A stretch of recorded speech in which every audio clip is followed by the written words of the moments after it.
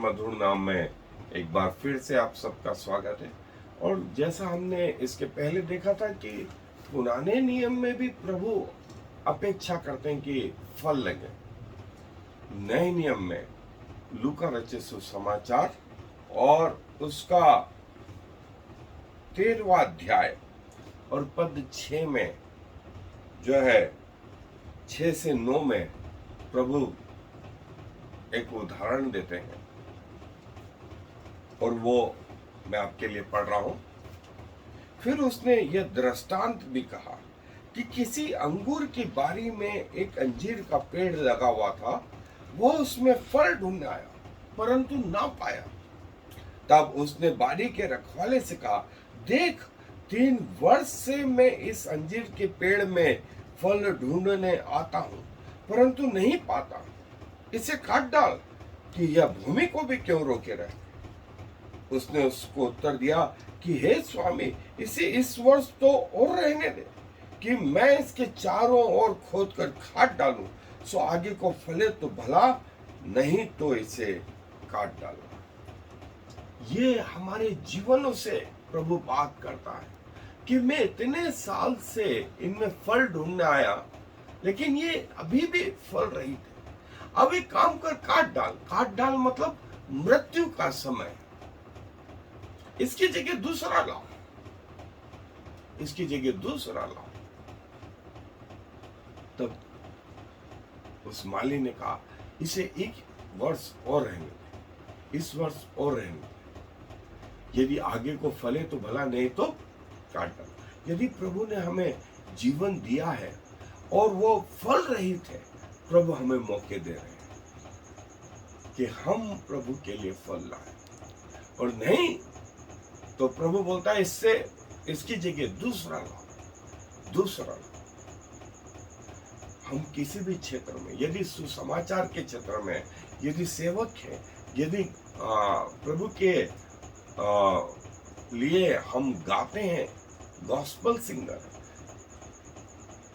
जैसा मैंने बोला, ऑफिस में हो, मेडिकल में हो, आर्मी में हो, साधारण हो, किसी भी क्षेत्रों में हमारे जीवन से जो है प्रभु के राज्य में आत्माएं आनी ही चाहिए। यदि ऐसा नहीं हो पाता है तो हमारा जीवन व्यर्थ है, हमारा जीवन व्यर्थ। और बाइबल इस विषय में हमें और बहुत कुछ बताती है। सो आए अपने अध्ययन पे।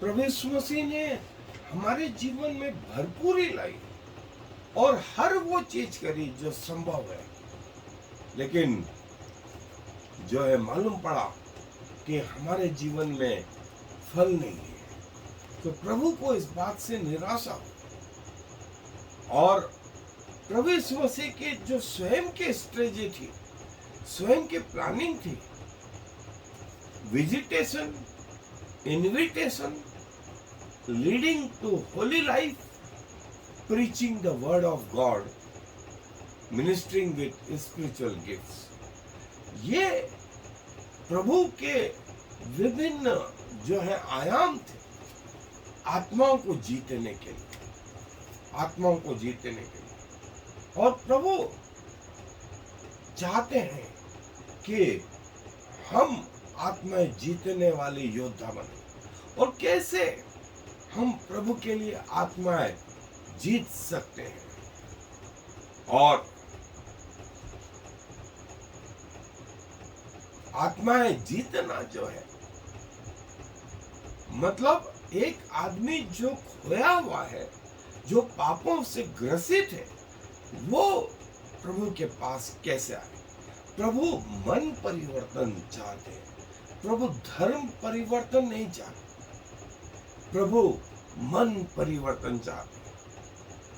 और जो है हम इन जगहों पे देखते हैं, प्रभु बार बार बोलते हैं मन पर फिराओ, मन फिराओ। यूहन्ना बपतिस्मा दाता बोलते हैं मन फिराओ, मन फिराओ। और उन्होंने चेलों को भी ये शिक्षा दी कि कहो जिस घर में जाए वहां मन फिराए। और चेलों ने आने वाली जनरेशन को कहा मन फिराओ, मन फिराओ। और एक मसीह होने के नाते आत्माओं को जीतना हमारी जिम्मेवारी है। सबसे पहले यदि हम बचाए गए तो हमारा जीवन साथी, फिर हमारे लोग, और फिर हमारा समाज जो है सोल विनिंग, आत्माएं जीतने के लिए जो है तैयार है। और पौलुस बोलता है कि मैं इससे लजाता नहीं, मैं इससे लजाता नहीं, और प्रभु को जो है बताना मैं अपना फर्ज समझता हूं, और आत्माएं जीतने के लिए जच्चा किसी पीड़ा उठाता हूं। और पौलुस उसको आगे कहता है कि मैं उन लोगों के बीच में जो है जाता हूं कि कईयों का उद्धार करा पाऊं।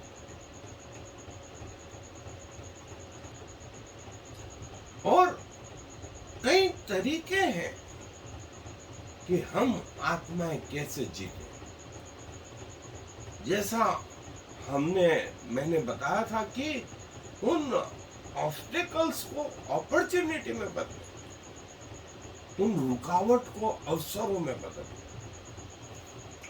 आप प्रार्थना और फिर उसके बाद में प्लानिंग, फिर उसके बाद में उन पत्थरों का निकालना, फिर बाड़े को बांधना, और तब बीज बोना, फिर फर्टिलाइजर का उपयोग करना, फिर जो है संगति, अन्य चीजों का प्रयोग करना, तब जाकर के आप काटने वाले भी तैयार हो जाएंगे। और हमें ये चाहिए प्रभु से कि प्रभु मेरे जीवन के द्वारा कम से कम एक आत्मा आपके राज्य में आने पाए। और इसके लिए तैयारी जो है, पर्सनल प्रिपरेशंस चाहिए, पर्सनल प्रिपरेशंस प्रार्थना के द्वारा। और प्रभु से ये मांगे कि प्रभु हमें सही डायरेक्शन और हमारे शरीर से जो एक उचित गवाही निकले, कि लोग हमारे कार्यों को देख के, हमारे सोच को देख करके, हमारे जीने के तरीके को देख करके स्वर्गीय पिता की बड़ाई करें और वे उसे जानना चाहें। और फिर महत्वपूर्ण चीज थी कि परमेश्वर के वचन में हम बराबर आगे बढ़ते, परमेश्वर के वचन में बराबर आगे बढ़ रहे। और वचन के बाद जो महत्वपूर्ण चीज थी वो थी प्रार्थना।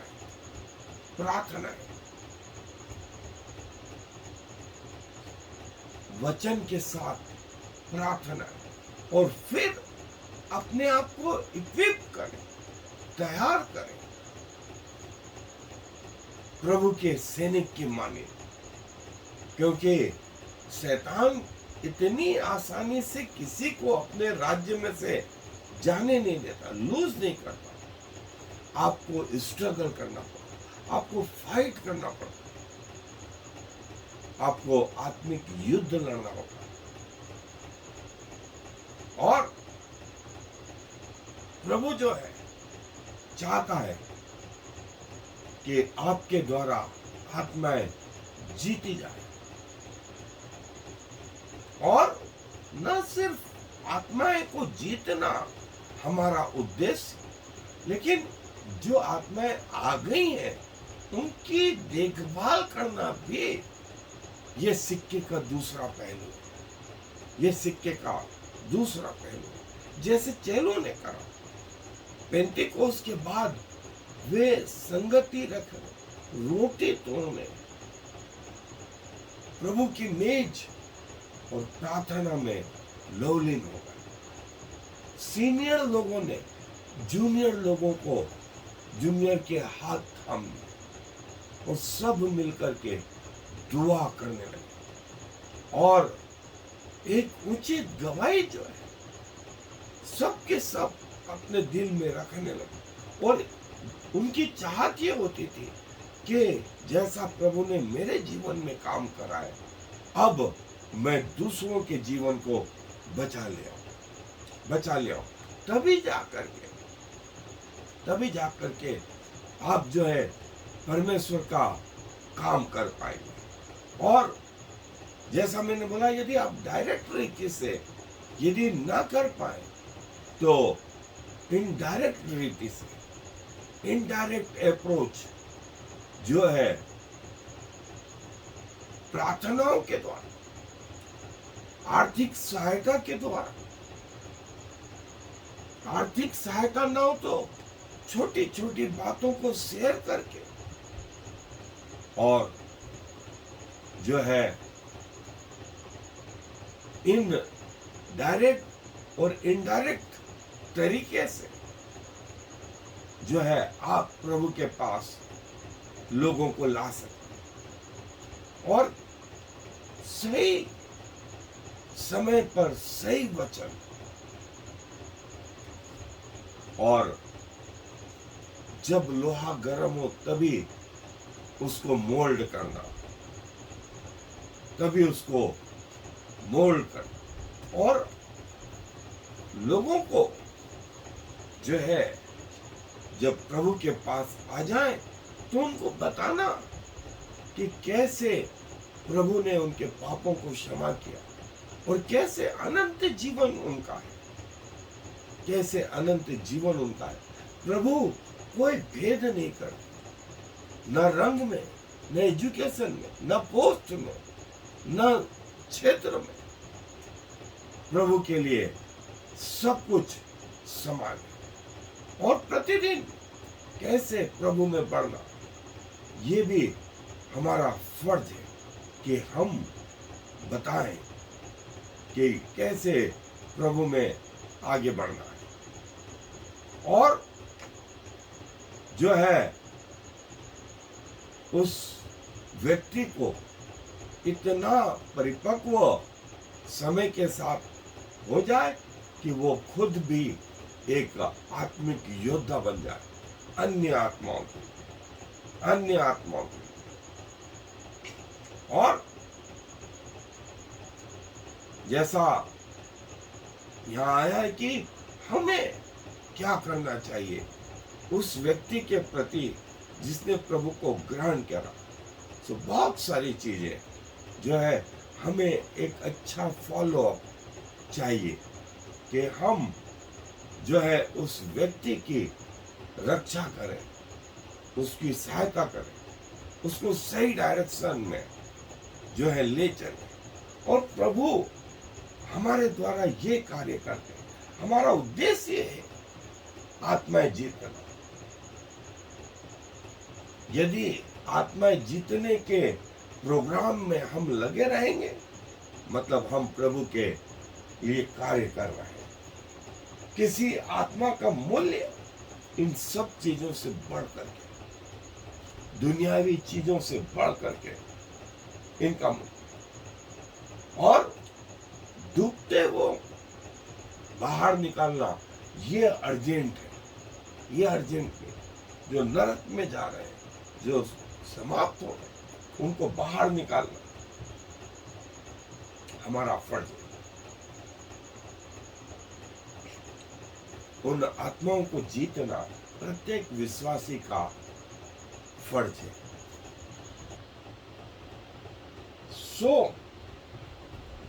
यदि आप आत्मा जीतना चाहते हैं तभी परमेश्वर आपको इस ओर अग्रसर करेंगे, अन्यथा आप वहीं के वहीं रह जाएंगे।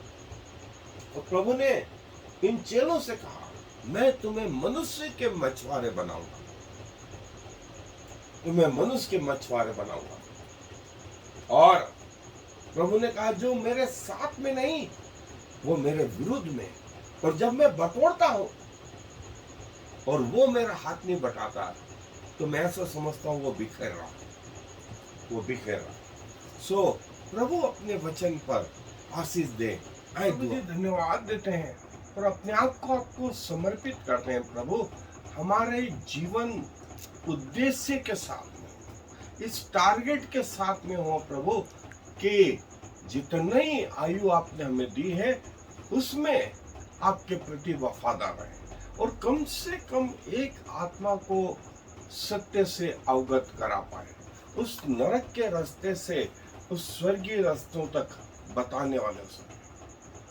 और प्रभु चेलों ने प्रचार किया लेकिन हृदय आपने बदले, चेलों ने आशीष उच्चारी लेकिन आशीष के देने वाले आप थे। आपने याजकों को कहा कि तुम आशीष उच्चारना, जो योग्य होगा वो उस पर आशीष ठहरेगी, नहीं तो आशीष वापस लौट आएगी।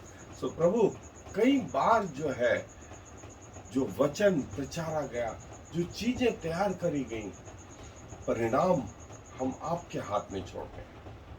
और प्रभु हमारे जीवन के द्वारा बहुत सारी आत्माएं आपके राज्य में आने वाली हो सके, क्योंकि इस विनती को प्रभु यीशु मसीह के नाम से मांग रहे हैं। आमीन और फिर आमीन।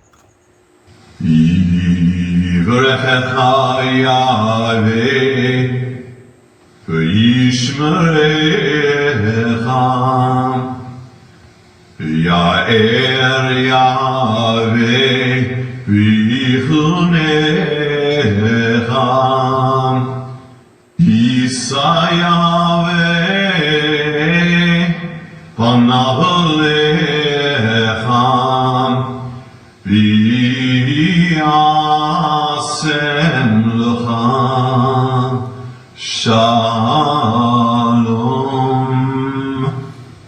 May the Lord bless you and protect you. May the Lord smile on you and be gracious to you. May the Lord show you his favor and give you his peace.